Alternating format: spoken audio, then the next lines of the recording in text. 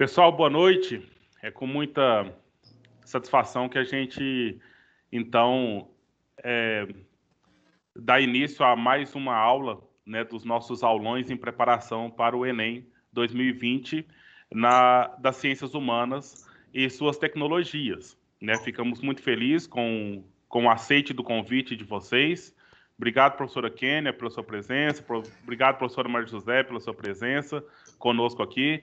Muito obrigado a todos os alunos, né, do CPMG e aqueles alunos que nos atenderam também das escolas que tem ensino médio aqui de Iporá, CPI Osório, Colégio Dom Bosco, Edmo Teixeira, Colégio Eli, né? E também da nossa região, né? Professora Maria José representando o pessoal do Analista Cecília, de Amorinópolis, bem como também nós temos convidados da Escola Dona Eva, de Diorama, da Escola Maria Barreto, de Israelândia, inclusive a professora Kênia representa o pessoal lá da Maria Barreto de Israelândia. Então a gente fica feliz com essa oportunidade. E aí eu gostaria de mostrar para vocês aqui aquele link, né, onde vocês entram para pegar o link da aula.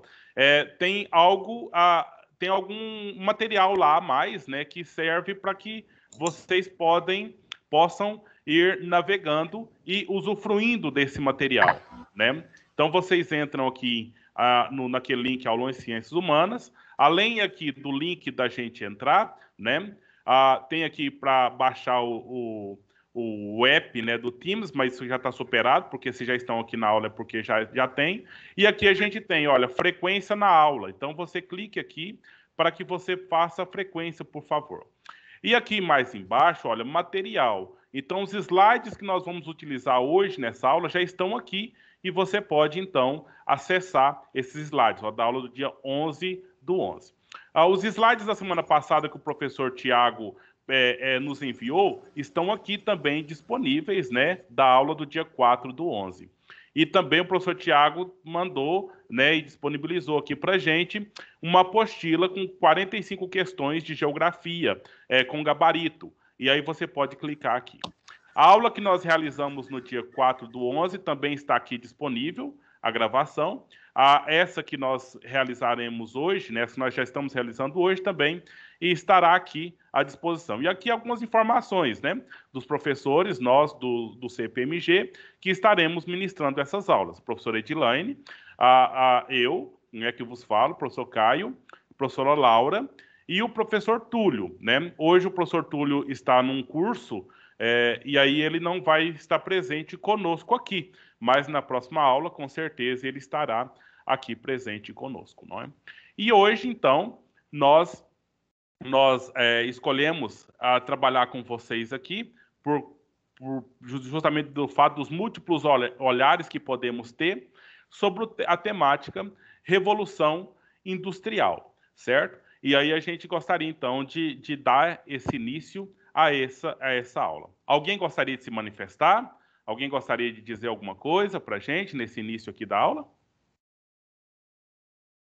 Ok, então só que de fato sejam bem-vindos, né, e que nós possamos ter uma ótima experiência, né, de aprendizado e nesse preparo para essa grande realização dessa prova, que para muitos de vocês pode ser um grande divisor de águas nas suas vidas, né, uma vez que o sucesso nessa prova vai te garantir amplos caminhos, né, para que você possa então assim se desenvolver. Nós queremos, então, apontar aqui alguns antecedentes, né? Alguns antecedentes que podem ser importantes da gente verificar de um momento que nós temos marcado o início da chamada Idade Moderna, ok? E essa Idade Moderna, a gente tem uma data por volta lá do século. Nesse momento, a gente tem vários fatos, como, por exemplo, o descobrimento do Brasil, né? Como, por exemplo, situações em que, da Europa, buscam caminhos e buscam novas formas de conexões com novos mundos conhecidos. E aí, a partir dessas grandes navegações, né, os reis lá na Europa, muitos na configuração absolutista, numa condição em que eles têm um domínio, um controle total sobre o governo, sobre as pessoas, sobre as propriedades do Estado, sobre aquilo que está ali dentro do Estado. Então, tem interesse em algo chamado mercantilismo, né? E esse mercantilismo não é algo que nasceu aqui na Idade Moderna, é claro, é algo que existiu no sistema feudal, existiu em todos os tempos, mas, no entanto, nós temos aqui uma forma de mercado estabelecida, e essa forma de mercado tem o controle do rei.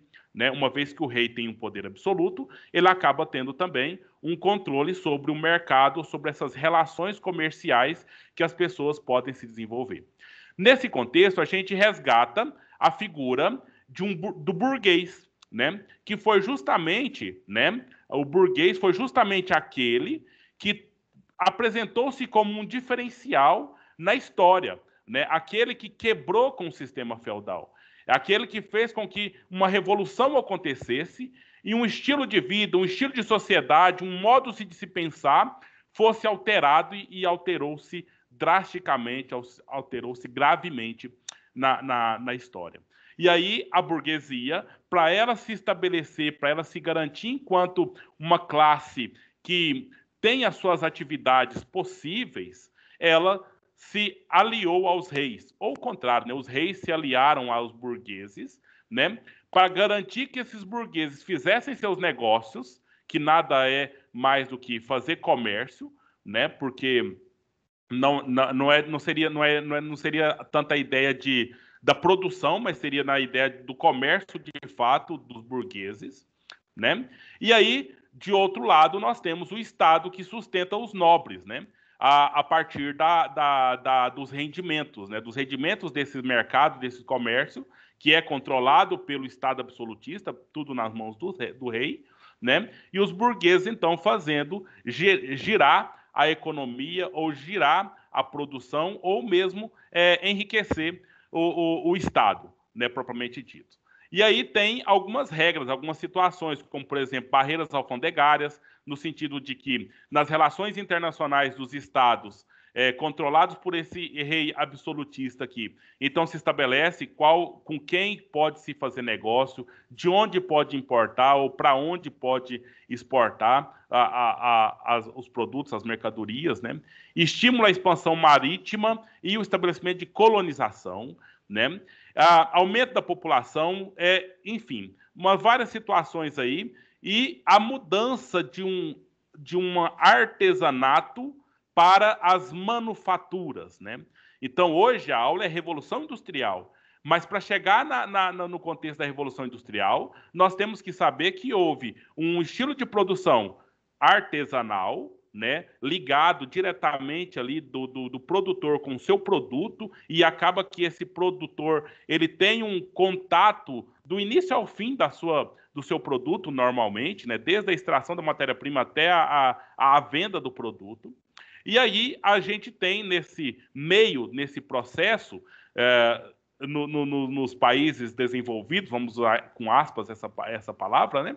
Nós temos então o surgimento das manufaturas, né? Então seria um outro tipo de produção, né? Um outro tipo de produção que desapropria, no caso, o artesão desse contato total e já dá para o artesão, que é o mesmo trabalhador, aquele mesmo que produz dentro da manufatura, né? Mas tira dele esse controle total, essa participação total na produção do produto, né? E aí, então, nós temos uma nova configuração, que é a manufatura, né? E aí, o outro passo, né, dados aí alguns séculos de desenvolvimento da produtividade, nós temos, então, o contexto industrial. Mas nessa situação que nós estamos usando aqui como introdução, esse mercantilismo ele tinha ali o objetivo de garantir aqui um equilíbrio de uma balança comercial, né? Porque todos os países queriam buscar metais. Que metais? Dinheiro, buscar capital, propriamente dito, que está sendo formado aqui. E aí a economia do Estado, né, se estabelece com base nessa balança. Quanto mais se faz importação de produtos, quanto mais se importa, mais pobre o país acaba sendo, uma vez que ele não vende tanto. Então, a ideia é que ele exporte muito, que os produtos dele saiam daquele estado, daquele país, e vá para ser vendido em outros países, e que ele possa ser autossuficiente a ponto de não ter que ter muitas importações. Esse era o objetivo maior, né? E aí nós temos, então, a figura desse burguês, especificamente na Inglaterra, certo? Porque em outros países ocorreu também esse processo, mas talvez um pouco mais lento. Mas na Inglaterra, então, esses burgueses que faziam todos os seus negócios, mas controlados pelo rei, eles buscaram condições para que eles, de fato, se liberassem desse controle do rei.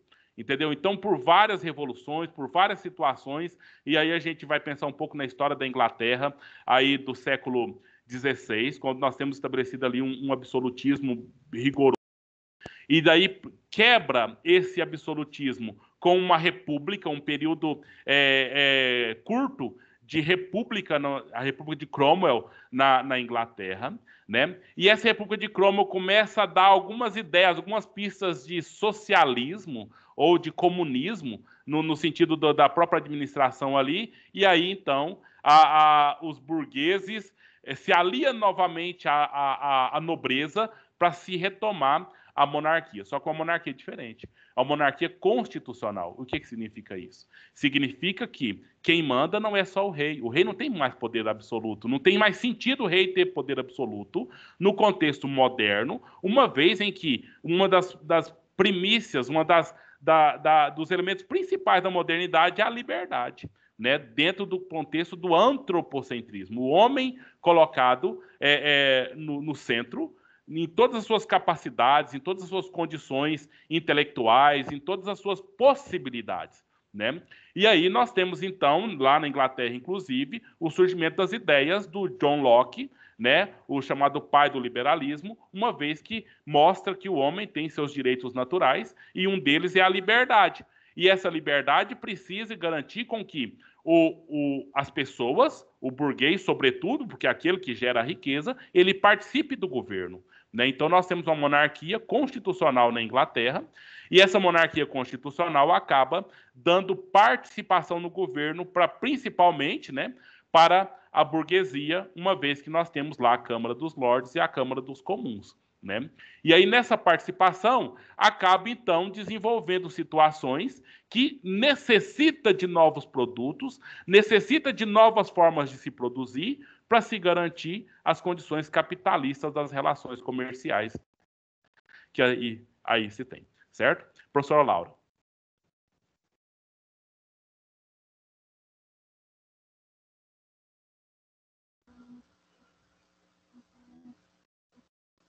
Boa noite, sejam bem-vindos. Obrigado pela presença, obrigado, professor Caio, professora Edilane. Nós falaremos um pouquinho com vocês sobre o que é revolução, né? Primeiramente, a gente precisa falar sobre isso. Falaremos um pouco sobre a Revolução Industrial em si, tá? Primeira coisa que a gente precisa deixar muito definido nas nossas cabeças é o que é uma revolução. Porque muitas vezes a gente acaba fazendo essa confusão com o que é uma revolução. A revolução em si, ela significa uma mudança ampla, né, de uma sociedade, certo? Ou seja, vai se mudar através de uma revolução aspectos políticos, econômicos e sociais.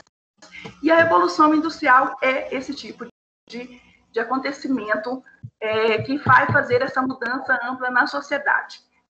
Primeiramente, como a gente já sabe, na sociedade inglesa, né? Futuramente na sociedade de outros países. Para a gente falar um pouco sobre a Revolução Industrial, nós precisamos entender um pouco de como era o sistema de produção, né? Como que era produzido até então, né? No primeiro momento, nós temos o sistema de produção artesanal, né? Que ele era feito de modo familiar, onde o artesão conhecia todo o processo, né? Ele fazia todo o processo. Se ele, por exemplo, um artesão que fosse um sapateiro. Ele sabia da parte de cortar a sola lá para fazer o sapato até a parte de vender, né? E não havia nesse sistema a divisão entre o capital e o trabalho, né? O artesão, ele era dono dos meios de produção e dono também do trabalho, né? No segundo momento, nós vamos ter a manufatura, né, que já vai haver essa separação entre o trabalho e o capital. Na manufatura, ela vai dar aí um pontapé, né, no início da Idade Moderna, né? Os modos do sistema de produção serão diversificados, diferenciados, né? A partir desse momento, o artesão, ele não é dono de todo o processo já, ele não é dono dos meios de produção, ele já é dono só da sua mão de obra, até então, né? E ele já não conhece todo o processo de feitio de um objeto, né? Do produto do seu trabalho, né? Ele já tem uma divisão de trabalho, mesmo sendo na manufatura. No terceiro momento, a gente vai caminhar para a maquinofatura. Sim, estamos falando do período das máquinas, né, que é a introdução da Revolução Industrial, onde o artesão ele já não é mais dono nem do seu próprio trabalho, ele vai vender a sua força de trabalho, né, para um capitalista, para um industriário, né, e onde também já há a separação do capital e do trabalho. Então, para a gente introduzir esse assunto sobre a Revolução Industrial, a gente precisava fazer essa diversificação entre os sistemas de produção, né? Nós precisávamos fazer essa linha do tempo para que a gente comece a falar, de fato, sobre a Revolução Industrial. Como vocês sabem, a Revolução Industrial, ela tem como primeiro, né, como o pioneiro na Revolução Industrial a Inglaterra, e como o professor Caio já começou explicitando, né, falando com vocês, alguns fatores que levaram a Inglaterra a ser a pioneira nesse processo, né? O acúmulo de capitais, né, que era propenso, né, desde o século XVI, que a Inglaterra vinha acumulando capitais, né, durante esse processo de Revolução Gloriosa, do poderio dos burgueses, atos de navegação feito pelo Oliver Cromwell, né? E vários outros fatores fizeram com que a Inglaterra se tornasse uma acumuladora de capitais. Entre eles, a Carta do Corso, ou seja, o ataque dos corsários. Os corsários eram como piratas amparados pela coroa, né? Isso fazia com que a Inglaterra, de certa forma, conseguisse acumular capitais. Outro fator que leva a Inglaterra a acumular capitais e se tornar uma pioneira, né, na Revolução Industrial, nós vamos ter a ética protestante. Nós sabemos que, com a Reforma Protestante, a Inglaterra passou a ser anglicana, né, ter como religião oficial inglesa o anglicanismo. E uma das éticas protestantes, uma ética do anglicanismo, era o apoio ao acúmulo, né, o apoio ao lucro, né, e isso contribuiu bastante para que a Inglaterra fosse a pioneira nessa Revolução Industrial, no primeiro momento da Revolução Industrial. Um terceiro fator, as matérias-primas, né, a gente sabe que o solo inglês, ele é rico em minas de carvão, né, que é um mineral, e também de ferro, né? Então, elas tinham essas minas e isso favorecia bastante para que ela se tornasse pioneira nessa revolução. Mão de obra abundante. Professora, mas como que a Inglaterra tinha mão de obra abundante? A Inglaterra, durante o reinado da rainha Elizabeth, ela fez os cercamentos das terras comunais, ou seja, as terras que até então estavam no sistema feudal ainda foram cercadas, se tornando terras de propriedade privada, né? Para que foi feito isso? Foi feito esses cercamentos para a criação de ovelhas, né? Ovelhas essas que seriam utilizadas nas indústrias têxteis futuramente, né? Como a lã seria utilizada nas indústrias têxteis. Então, nós temos como um dos fatores também a mão de obra abundante. Quando fez esses cercamentos, as pessoas que viviam no campo, foi necessário elas saírem do campo e ir para as cidades, né? E quando elas saem do campo e vão para a cidade, na cidade ela se torna uma grande quantidade de mão de obra farta, né? E quando a mão de obra é farta, né, o preço, o pagamento, o salário, geralmente é pouco, né? E a gente vai ver que isso vai ser uma das consequências da Revolução Industrial. A burguesia no poder, como o professor Caio já falou para vocês, né, que desde a Revolução Gloriosa, os burgueses estão no poder, né, porque eles chegaram ao parlamento inglês, né, isso é um dos fatores que vai proporcionar esse pioneirismo inglês. E além de todos esses fatores que eu já falei, nós vamos também ter a supremacia naval inglesa, né?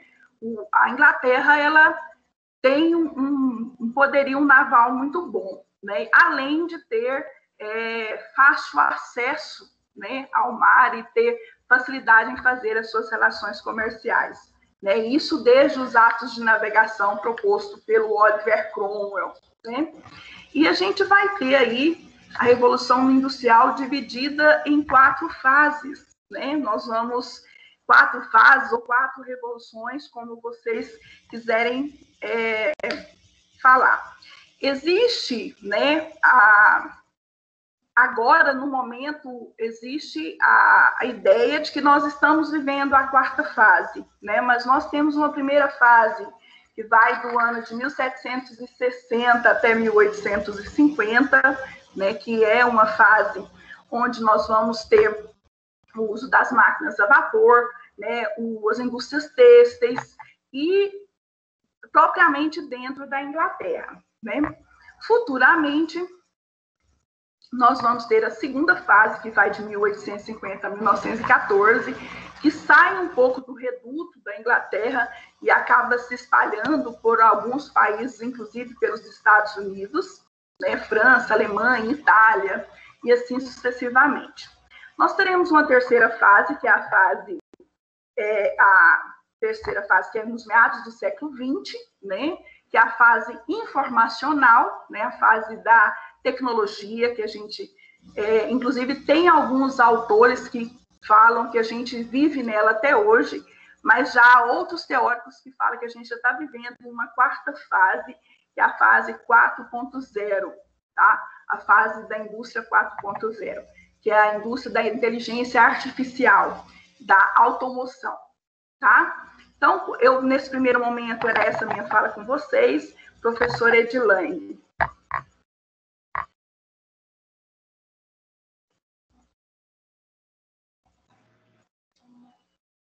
Boa noite a todos, sejam bem-vindos também. Agora nós vamos partir, né, para a análise das questões que já caíram, né, em alguns Enems. Essa primeira questão aí, que eu vou estar coordenando, ela já foi aplicada, né, no ano de 2015. Então, pela explanação da professora, eu creio que vai ser fácil. Eu vou estar lendo a questão e gostaria que os alunos participassem. A gente vai estar fazendo a análise do texto e depois vocês estão convidados a participar.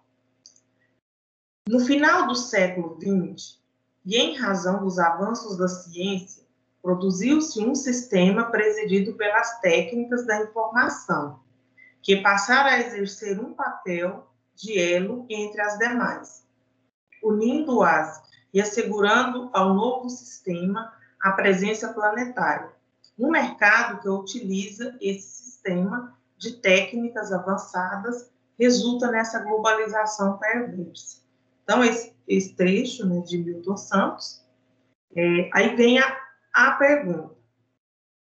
Uma consequência para o setor produtivo e outra para o mundo do trabalho, advindas das transformações citadas no texto, estão presentes respectivamente em. Então, quando se lê esse texto, pela explanação da professora lá, dá para a gente perceber que esse texto ele se refere a essa última etapa da Revolução Industrial. E quando nós lemos o enunciado da questão, vamos analisar, então, uma consequência para o setor produtivo, que são, né, os produtores, as grandes empresas, e uma consequência para o trabalhador, que está referindo ao mundo do trabalho. Então, quer dizer, nós temos aí dois agentes, que essas consequências ela vai ser para dois agentes, o setor produtivo e o mundo do trabalho, que é representado pelo trabalhador. Então, diante do que foi exposto, nós temos as opções. Então, a primeira consequência, a letra A, seria a eliminação das vantagens locacionais e a ampliação da legislação laboral. Então, no caso, essa eliminação das vantagens locacionais são os fatores, né, que permitem que algumas empresas se localizem em determinado local. Por exemplo, uma empresa, para ela se localizar em uma cidade, aquela cidade tem que oferecer algumas vantagens locacionais. Letra B. Limitação dos fluxos logísticos e fortalecimento de associações sindicais. Será que essa associação esse fortalecimento de associações sindicais seria uma consequência para o mundo do trabalho? Diminuição de investimentos industriais e desvalorização dos postos qualificados. Seria essa diminuição dos investimentos? Será que as indústrias em si, o setor produtivo, iria fazer essa diminuição dos investimentos? Concentração das áreas manufatureiras e redução da jornada semanal. Então, quer dizer, nós estamos falando na quarta etapa da Revolução Industrial, o texto se refere a ele. Seria essa concentração de áreas manufatureiras? Estaríamos falando em manufatura nesse momento? E redução da jornada semanal? Será que isso é interessante? E a letra E, automatização dos processos fabris e aumento dos níveis de desemprego. Então, no caso, seria, né, essa automatização das indústrias, as indústrias vão se informatizando, se robotizando, e o aumento dos níveis de desemprego. Então, algum aluno aí já consegue identificar a resposta correta? Por favor, quem quiser participar.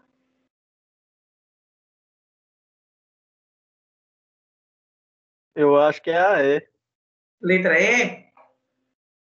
Por que você acha que é a letra E?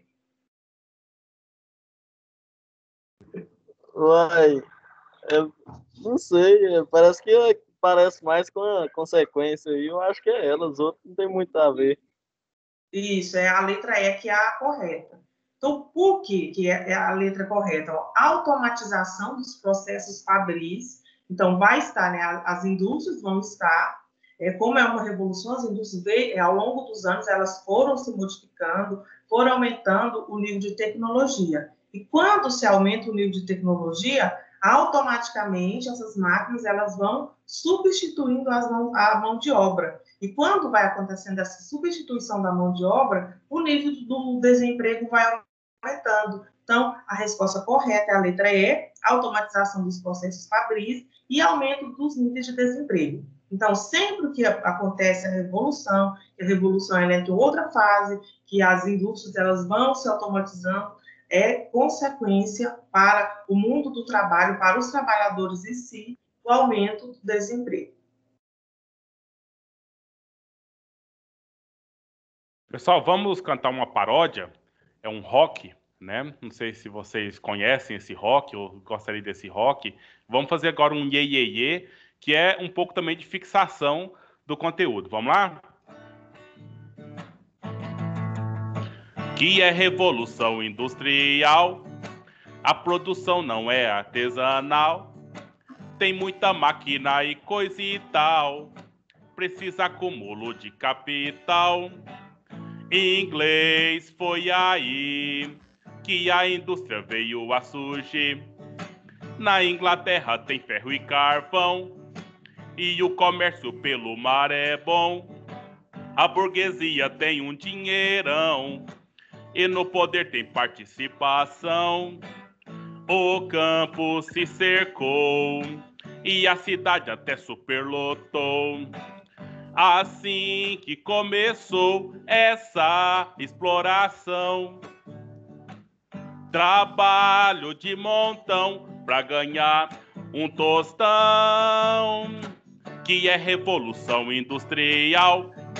A produção não é artesanal, tem muita máquina e coisa e tal, precisa acúmulo de capital. Inglês foi aí que a indústria veio a surgir. Na Inglaterra tem ferro e carvão, e o comércio pelo mar é bom. A burguesia tem um dinheirão, e no poder tem participação.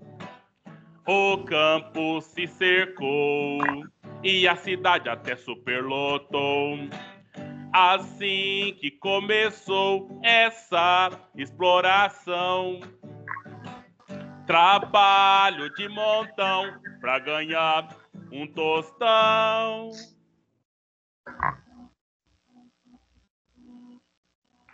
Isso, então vamos para a próxima questão.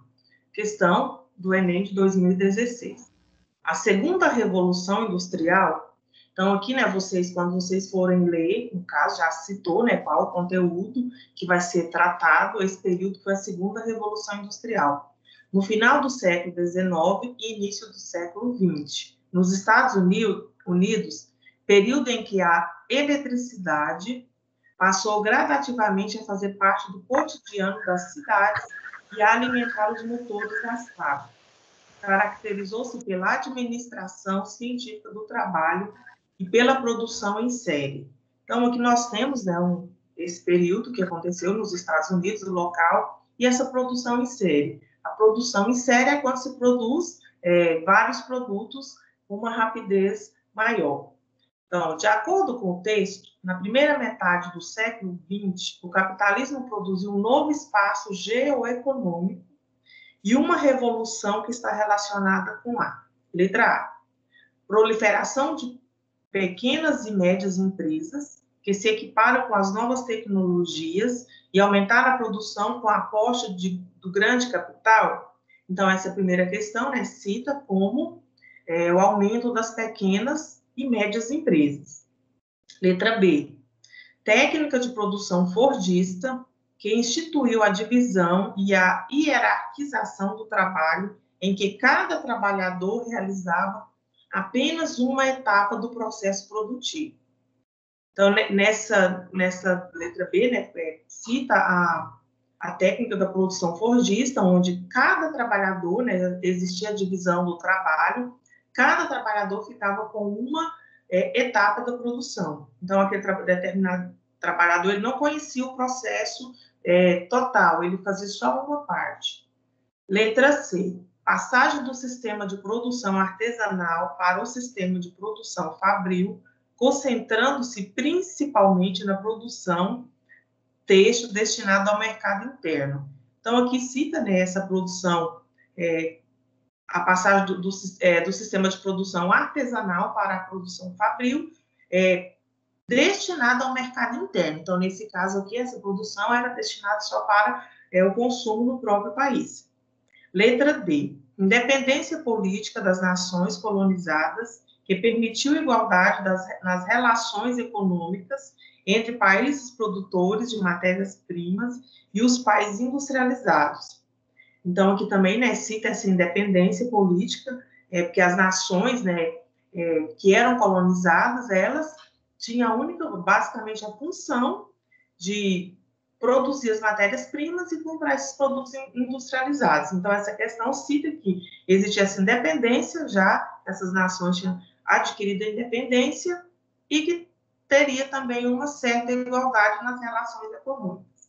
Letra E, constituição de uma classe de assalariados que possuía como fonte de subsistência a venda de sua força de trabalho e que lutava para a melhoria das condições de trabalho nas fábricas. Qual dessas alternativas que vocês acreditam que seja a verdadeira? Vamos lá, quem gostaria?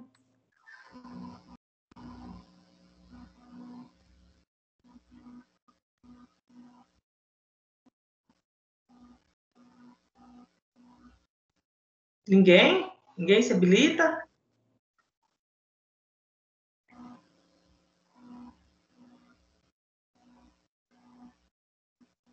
Isso, ninguém? Então, vou comentar. Ó, então, pelo enunciado da questão, de acordo com o texto, na primeira metade do século XX, o capitalismo produziu um novo espaço geoeconômico. Então, essa questão ela está se baseando no espaço geoeconômico e uma revolução que está relacionada com a. Então, está se referindo principalmente, né, à forma como a produção estava organizada. Então, a letra correta é a letra B, e nesse período, né, no início do século XX, nos Estados Unidos, eles utilizaram a técnica de produção fordista, que instituiu a divisão e a hierarquização do trabalho.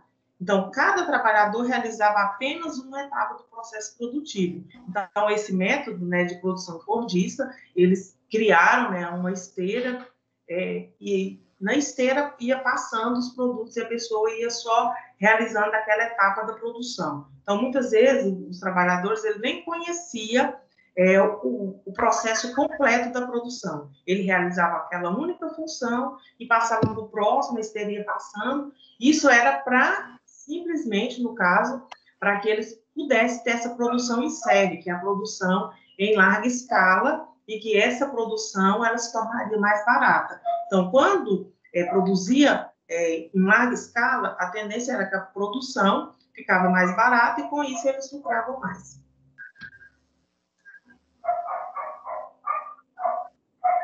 As próximas duas questões, nós vamos... vai aparecer a citação do Adam Smith, que é um dos teóricos do economista liberal do contexto do século XVII, né, no século XIX, século XVIII, no contexto do surgimento da própria Revolução Industrial.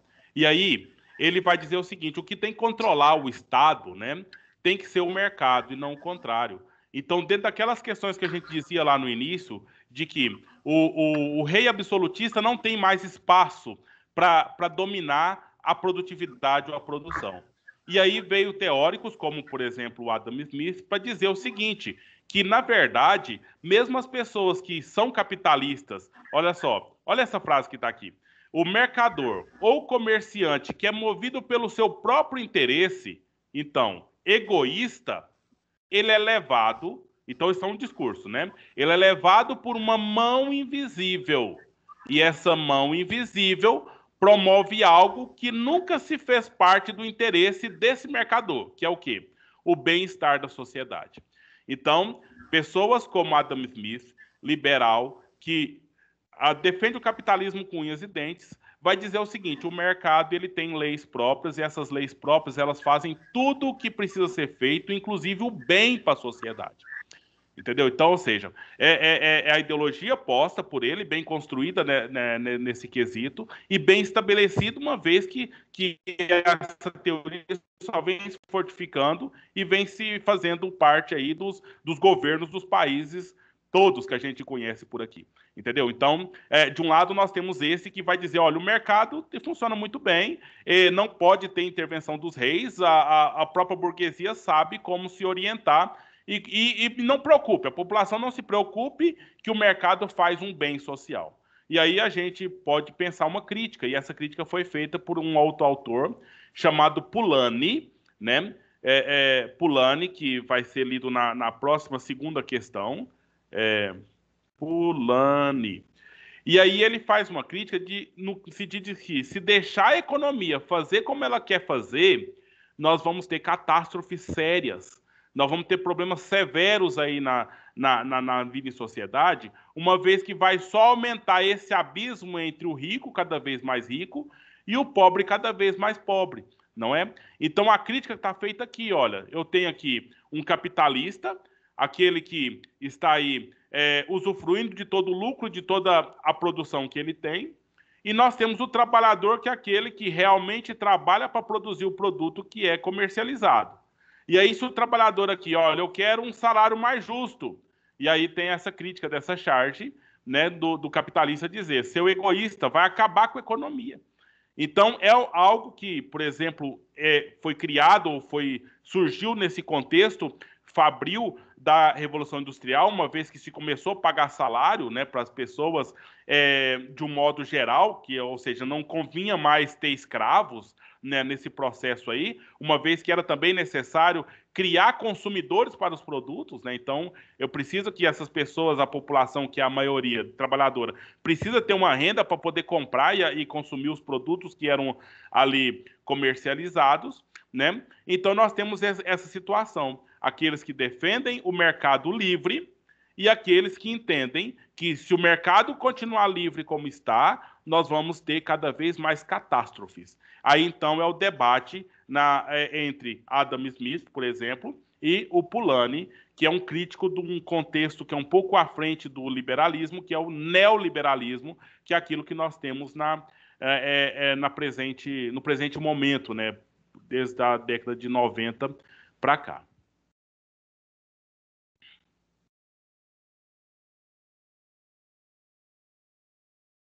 Professora Laura. Ok, agora é comigo, né? Tá, pessoal, vamos... eu vou ler e a gente tenta fazer essa leitura, né, juntos depois. Enem, Brasil 2019, texto 1. A centralização econômica, o protecionismo e a expansão ultramarina engrandeceram o Estado, embora beneficiassem a burguesia incipiente. Anderson, o Mercantilismo, Lisboa, 1989, adaptado. Texto 2. As interferências da legislação e das práticas natural e na esfera das relações econômicas. Adam Smith, A Riqueza das Nações, São Paulo, Abril Cultural, 1983, também é um texto adaptado.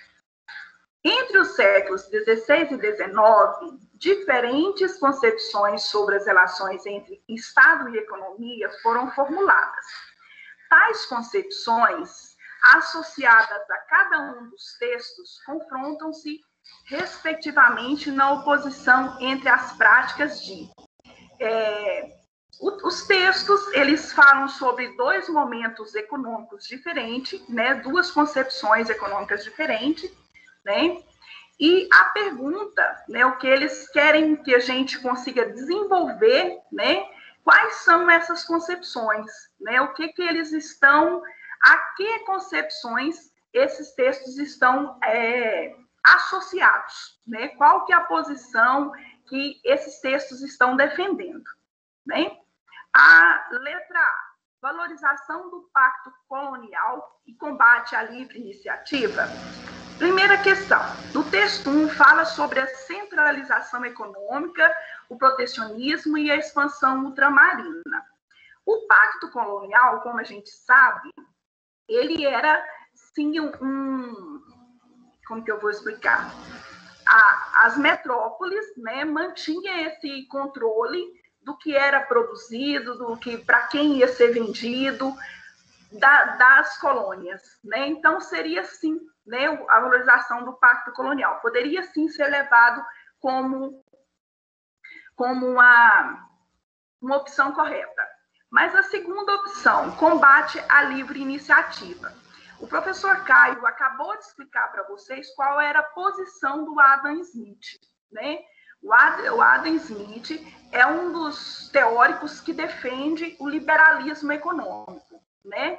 E se estamos falando sobre um texto dele, é claro que não está combatendo a livre iniciativa, porque o liberalismo econômico falava exatamente sobre o Estado parar de controlar a economia, né? Dar chance para que a própria economia, o próprio mercado se organizasse, né? Então, a letra A a gente já sabe que está descartada por conta principalmente da segunda hipótese. Letra B. Defesa dos monopólios régios, apoio à livre concorrência. Né? Vamos deixar a letra B, a gente passa para a próxima por uma questão de lógica, depois a gente volta nela. Formação dos sistemas... Eu estou tampando o meu Sistema... Ai, Jesus. Minha tela está tampando aqui. Deixa eu passar para outro lugar aqui, para eu ver se eu consigo ler. Professora, é sistema metropolitano. Lê para mim, por favor, alguém de vocês, porque a minha telinha está bem em cima da tela aí. Por favor. A letra C está assim: formação do sistema metropolitano e crítica à livre navegação. Tá. Letra C, formação do sistema metropolitano, ou seja, formação das metrópoles. Será que o texto está falando sobre a formação das metrópoles? Né? Eu creio que não. Está falando de uma outra opção, está falando da centralização econômica, do protecionismo, da expansão ultramarina. Ele está falando do poder das metrópoles sobre as colônias. Está falando sobre uma outra questão, a centralização do poder na mão de uma pessoa só. E a crítica à livre navegação. No segundo texto, a gente não fala nada sobre a livre navegação, está falando, o Adam Smith está falando sobre outras legislações, não cita esse respeito, não fala nada a respeito. Letra B, alguém lê para mim, por gentileza? Defesa dos monopólios régios. Desculpa, você pediu a letra D, Laura? D, cara. D de já dado. dá para eu ler agora. Tá. Isso, eu já consigo ler agora. Abandono da acumulação metalista e estímulo ao livre comércio. Durante a primeira questão, abandono da acumulação metalista. A gente sabe que durante a centralização econômica, pelo contrário, os reis praticavam o acúmulo de capitais, de metais, porque o acúmulo de metais representava o poder que eles tinham, Então, a primeira questão descartada. O estímulo ao livre comércio, sim, é a proposta do Adam Smith, mas a primeira questão já descarta a letra D. Letra E, eliminação das tarifas alfandegárias. Se nós estamos vivendo num período onde os reis são absolutistas, como é o caso, estamos falando do mercantilismo, será que os reis iriam abandonar as tarifas alfandegárias? A gente sabe que eles não iriam fazer isso. Ou seja, eles não iriam mais cobrar impostos, se era desses impostos que vinha a maior parte dos seus recursos. Incentivo ao livre cambismo. Será que o Adam Smith apoiaria o livre cambismo? Tá, pessoal. Então, nesse contexto, pensando sobre o pensamento do Adam Smith e como era o mercantilismo, como o mercantilismo era praticado, a única resposta que pode estar certa é a letra B, É a defesa dos monopólios régios, Lá no primeiro texto ele fala isso muito claramente, Fala que os reis estão defendendo o seu poder, o seu protecionismo sobre as colônias que eles tinham, E isso engrandeceria o Estado, Isso era uma proposta dos reis que praticavam o mercantilismo, Proteger as suas colônias, manter o seu, como que eu vou dizer, a sua proteção, E garantir o seu monopólio sobre as colônias, Então, o mercantilismo vai falar exatamente disso. Na segunda, apoio à livre concorrência, sim, É a proposta do Adam Smith. O Adam Smith, ele fala com todas as letras, deixa isso muito claro nas suas defesas, que não deveria existir um mercantilismo, que deveria existir um liberalismo econômico, onde a própria lei da oferta e da procura, ela controlaria a economia. A economia se basearia na lei da oferta e da procura. Ela se regularia através da oferta e da procura. Tá? Então, a resposta correta é a letra B. Pronto, professor Caio. Tá. Vamos para mais uma. Tá, como o professor Caio já disse para vocês, ele falou sobre o Polanyi, também. já fez a interferência dele, é uma questão de um texto do Polanyi, então a gente fala sobre ele novamente, né? Quanto mais complicada se tornou a produção industrial, mais numerosos passaram a ser os elementos da indústria, que exigiam garantia de fornecimento. 3 deles eram de importância fundamental: o trabalho, a terra e o dinheiro. Numa sociedade comercial, esse fornecimento só poderia ser organizado de uma forma, tornando-os disponíveis à compra. Agora, eles tinham que ser organizados para a venda no mercado. Isso estava de acordo com a exigência de um sistema de mercado. Sabemos que, em um sistema como esse, os lucros só podem ser assegurados se garante a autorregulação por meio de mercados competitivos e interdependentes. Polanyi, A Grande Transformação, As Origens de Nossa Época, Rio de Janeiro, Campus 2000, adaptado. A consequência do processo de transformação socioeconômica abordada no texto é a expansão das terras comunais? Pelo contrário, quando houve a Revolução Industrial, houve expansão das terras coloniais?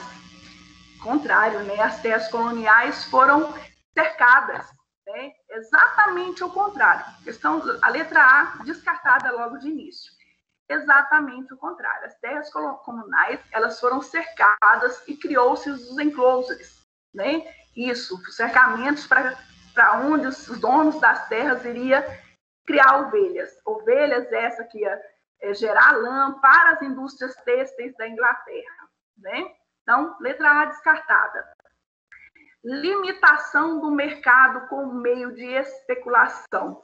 Se nós estamos falando na Revolução Industrial, onde está se produzindo mais em massa, se eu tenho a mão de obra necessária, eu tenho mercado consumidor necessário, eu tenho os produtos necessários, está se passando por uma grande transformação em Inglaterra. Será que vou limitar o mercado? Pelo contrário, os ingleses vão abrir o mercado, né? Eles vão procurar vender mercadorias para mais lugares, para mais países, além do mercado interno, né? E isso vai ser possível graças aos atos de navegações que foram feitos lá pelo Oliver Cromwell, né? Inclusive, vários países, durante esse primeiro movimento, essa primeira revolução, eles vão se sentir incomodados com medo de que eles fiquem dependentes da produção da Inglaterra, né? Então, a letra B, descartada já de antemão. Pulando para a letra D, diminuição do mercado como efeito da industrialização. Se eu estou produzindo mais, e mais quantidade, né, mais velocidade, por preços menores, o mercado vai diminuir? Pelo contrário, o mercado vai aumentar, né? Eu vou vender mais em grande quantidade por um preço muito melhor, né? Letra D descartada também. Adequação do dinheiro como elemento padrão das transações. Houve sim uma adequação do dinheiro. Isso aconteceu lá na formação das monarquias nacionais, onde o dinheiro ele acabou se tornando a fonte, né, de negócios. Mas isso foi lá na formação das monarquias nacionais, lá por século XVI, por ali, 15, 16, né? Onde adequou-se um dinheiro para como que eu vou explicar? Cada monarquia criou um sistema monetário próprio, criou o seu próprio dinheiro, essas questões todas, mas isso foi lá no século XV, século XVI, por ali. Então, aqui no século XVIII, século XIX, XX, o dinheiro já está adequado a esse processo, né? Então, nós vamos ter como resposta certa e sem nenhuma dúvida, né? Sem pestanejar, se a gente analisar bem a questão, essa transformação que aconteceu durante a Revolução Industrial, nós vamos ter aí a letra C, ou seja, consolidação da força de trabalho como mercadoria, né? A gente sabe que quando no mercado da indústria, né, a força de trabalho, isso é muito comentado pelo Karl Marx, A força de trabalho, o próprio trabalho do homem vira uma mercadoria, vira um produto a ser vendido também, né? Porque agora o operário, o proletário, ele não é dono mais da sua força de trabalho, ele vende ela, né? Assim como se estivesse vendendo qualquer outro produto, né? Então, a resposta certa seria a letra C, a consolidação da força como mercadoria, né? Porque agora a força, o trabalho, ele se torna um produto, ele é vendido também. A partir do momento que eu não sou mais dono dos meios de produção, o que me resta fazer? Vender a minha força de trabalho. E a minha força de trabalho, conforme o Karl Marx dizia que se não era uma coisa mais importante na vida, agora se torna um produto a ser vendido através da lei da oferta e da procura, né? Ou seja, quanto mais oferta de trabalhadores, menos valorizados eles vão ser, né? Eles vão ter que se submeter às vontades dos industriários, dos donos das indústrias, né? Ele vai ter que trabalhar de 12 a 16 horas de trabalho, locais insalubres, né? O salário mínimo cada vez menor, e tudo isso por quê? Porque ele agora faz parte do processo, ele é uma mercadoria. Ok, professor Caio? Pessoal, alguma dúvida sobre essas duas questões? Querem fazer alguma pergunta? Então, gente, vamos mais uma paródia de fixação, né? Essa é outro rock também. Eu acho que vocês conhecem aquela música Whisky a Gogô. Então, quem quiser, canta junto aí pra gente, então, encaminhar isso aí. Ai, eu gosto dessa música. No artesanato, nada é dividido no seu processo de produção. Manufatura é pouco dividido, já na indústria subdivisão. Na Inglaterra o pioneirismo se explica pela acumulação de capital com o comercialismo, e os cercamentos sei também que vão gerar a mão de obra consumidora da produção. Ludismo, trade unions, cartismo, formas de reação. Primeira fase, ferro e carvão, monopolismo e assunção. Com o Fordismo, segunda revolução. Primeira fase, ferro e carvão, monopolismo e assunção. Com o Fordismo, segunda revolução. Vou mais uma vez? No artesanato nada é dividido, no seu processo de produção. Manufatura é pouco dividido, já na indústria subdivisão. Na Inglaterra o pioneirismo se explica pela acumulação de capital com o comercialismo, e os cercamentos sei que também vão gerar a mão de obra consumidora da produção. Ludismo, trade unions, cartismo, formas de reação. Primeira fase, ferro e carvão, monopolismo e o assunção. Com o Fordismo, segunda revolução. Primeira fase, ferro e carvão, monopolismo e o assunção. Com o Fordismo, segunda revolução. Com o Fordismo, segunda revolução. Gente, muito boa noite a todos vocês. Muito obrigado pela presença, muito obrigado pela participação. E aí, ficamos muito felizes com essa oportunidade de poder, então, mais uma vez fazer esse trabalho com vocês. Adorei as músicas, Caio. Show de bola. Tchau. Obrigado pela parceria, viu? Que bom. Tchau. Mais.